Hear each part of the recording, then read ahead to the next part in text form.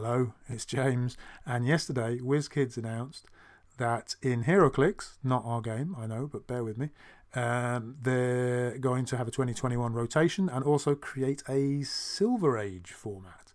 And this, together with Jimmy O'Brien on a podcast the other day mentioning Dice Masters rotation, got me thinking that maybe I could make a couple of videos, one a little bit later about different formats in Dice Fight, but today in particular I'd like to have a little quick look at rotation and particularly at the Silver Dice Masters format that we've already been using in Dice Fight since about October last year. So before we get into Silver, let's establish what the official formats currently are since the 2020 rotation. Modern is defined as campaign boxes and newer, and Golden obviously is everything minus a handful of bands. So Modern is all of these beauties. Avengers was the first campaign box, right up to the wrestling, plus Harlequin team pack, which doesn't really fit in that nice schema, and obviously the most recent Avengers Infinity Gauntlet draft packs. Now, I mentioned Dice Fight. If you don't know what that is, it's an online tournament for fun. There are no prizes. It's every Thursday and it's 9 PM UK time, 10 PM Central European time. And we played lots of different formats. And as I say, I'm hoping to make another video about that in the future. But we have also been doing something called Silver Age. And Silver Age is sort of somewhere between Golden and Modern, kind of, obviously. In actual fact, it takes in all of Modern in its natural form, and adds to the Modern sets that I just showed you everything from Green Arrow the Flash up to Avengers Infinity. And the reason we made that cut-off point is because Green Arrow the Flash and Deadpool, the set that followed it, didn't quite have their time to shine. There was a very deep cut in rotation. I guess it must have been 2019 or 18. I forget. But they didn't stay in Modern for quite as long as I think some people would have liked. That was one reason. And also because Green Arrow and the Flash marked the advent of foils. And foils are shiny and sort of silvery, and it seemed to make sense like that. And it gives you a really nice card pool. These are the available sets in what we've called Silver Age. So you can see Green Arrow the Flash. Well, in fact, if I highlight, yeah, you've got Modern plus Green Arrow the Flash, Doctor Strange team pack, Deadpool, Turtles Heroes in a Half Shell, Iron Man and War Machine starter set. I like that one. Defenders, not perhaps the most popular. Batman, everyone loves. Spider-Man and Wonder Woman starter set, and the Maximum Carnage team pack. Guardians of the Galaxy, one of my absolute favourites, X-Men First Class, and of course more recently Tomb of Annihilation and the Mighty Thor. So it expands the number of cards available by a good chunk, but it doesn't come anywhere close to Golden, where honestly, and I've got quite a lot of experience, I start to feel quite lost with just how many cards there are and what kind of teams you could build. So it gives that sort of, I like this phrase recently, it gives that sort of Goldilocks feeling of a card pool which is neither too small nor too large, and it gives you a bit of nostalgia also. And it also lets people who are newer to the game just play Modern if that's what they want to do. They will be at a little bit of a disadvantage, but we can play with that in a minute. I'll show you how. Now this brings back quite a lot of good stuff, but it does of course bring a few nasties with it. Some cheese like Boom Boom, Super Rare Yanti, Mr. Fix-It, and Hulk, and Norman Osborn, for example. There are others. Now, you might well want to play with those, and you might enjoy playing with them a bit, just as you might enjoy, in some way, perversely, playing with Wrecker, Green Devil Mask, and indeed Shriek, since you haven't played with them for a while. But if that begins to pall a little, as it well might, we very often in Dice Fight introduce a ban list which gets rid of all the really cheesy stuff, and this is what we call the orange ban list, and it includes all of those things I mentioned plus some other trash, and obviously on the right hand side you can see the more modern nasties like Becky, and the God Catcher. So that is one way of leveling the playing field a bit for newer players who just want to play Modern because they don't have the silver stuff. So you can actually sort of mix reasonably fairly, as long as you're not playing super competitive. You can mix people who only have new stuff with people who also have the older stuff, and they can all play within the same silver card pool.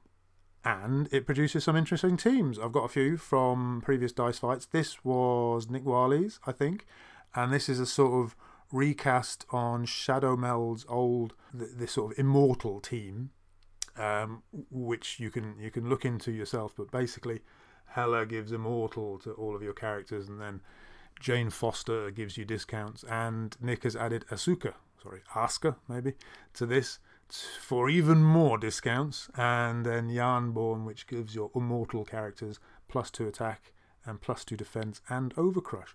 A lot of fun. Yawning Portal, I guess, to help with the fielding costs. So there's a really nice mixture of modern stuff and silver stuff. And another one, this was Danny's, Nefarious Broadcasters, and I think this is really interesting because I don't think there's a lot of KO mechanics in Modern currently, and the Silver Age format brings those back. It brings back Malekith and the Fabricate. I mean, I know we have Fabricate in the form of Supreme Intelligence, but it's not really a golem, is it? So you've got lots of fun, both silver and modern KO effects. So modern like Grell and the older stuff like Dupe and Human Outlander. And you've got the ability to knock them out on demand, which is something that's not so easy to do in pure Modern. But what if you don't want to see Modern cards and you want to focus primarily on the silver stuff? Let's say you and your mates have all got the older stuff. We've got you covered because we also run a format called Strictly Silver. The difference here is basically that it's the same as silver, so from Green Arrow the Flash onwards, but minus modern. So you've just got that sort of extra silver card pool to play with. Again, we've got a ban list for this if we need to use it. I mean, of course, you can play without the ban list, but we find taking out that sort of really nasty stuff kind of promotes creativity and friendly play. And obviously this is a bit shorter because we don't have to cover the modern cards, but it's obviously you can see it's the same kind of things. And I've got a couple of examples from these events as well. I think this one was Jack's, and I really like this one because I used to love Star Labs Global, Star Labs Action, and I love the Sam Spot ramp thing, though it did get a bit of a nerf. I think it's still pretty good. And obviously Jubilee's a little bit cheesy, but that's a lovely combination. I like that. Lots of allies, which we are obviously lacking in Modern. So that was super cool. And I think I have one more. This is also Nick Wiley's, Creative Genius. Obviously, when you go back to Silver, you get to use Mimic Ramp again, which is gone from Modern. So Ben will be happy. So you've got your Mimic, your Billy Club, your Professor X, and your Create Food and Water all available to you. And Nick has combined that with it would seem Hush Ramp, which is another one of my favourites, and indeed Daisy Johnson, so that he can fill his prep area, and I assume his opponent's prep area, with dice, so that X23 Super Rare will get absolutely massive. So I thought that was super cool, and clearly not something you can do in Modern. Another couple of cards that I wanted to mention that I kind of miss and I feel nostalgic about were Cold Gun, because I think we got rid of all the really nasty, like the rare Blob and the Shriek, but we left Captain's Cold Gun in because I really like that sort of, it stays in your field and people have to deal with that. That was fun. Of course, you could get rid of it if you wanted to. Also, we picked out Modok as interesting. Ben described him as the big head guy, I think. He says, while he's active, except during their roll and re-roll step, your opponents may not re-roll dice or spin dice to a different face or level unless they pay 1 per die. Interesting, perhaps on 2 counts. One, it makes your opponent pay for all their awakens if that's what they want to do, because that's something that's really taken off since Deadpool was was sidelined as a set. I mean. And secondly, and maybe more interestingly, in the current meta, with all the spinning up and spinning to energy and the re-rolling with your Beckys and your rare Spider-Mans and your Doctor Stranges.